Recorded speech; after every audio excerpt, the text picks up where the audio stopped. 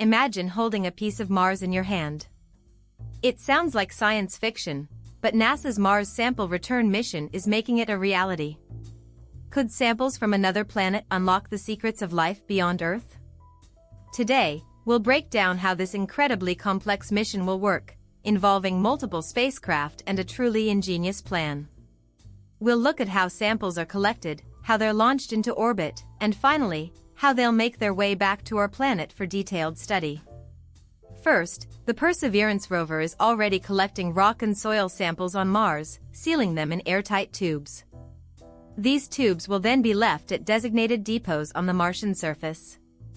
A future lander, the Sample Retrieval Lander, will deploy 2 small helicopters, Ingenuity's successors, to collect these tubes and load them onto a Mars ascent vehicle, essentially a tiny rocket.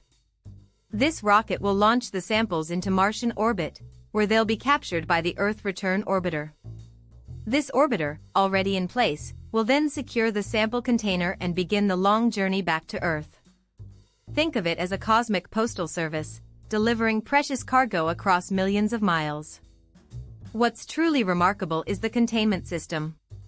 The sample container is designed to withstand the harsh conditions of space and will be dropped into Earth's atmosphere within a protective capsule.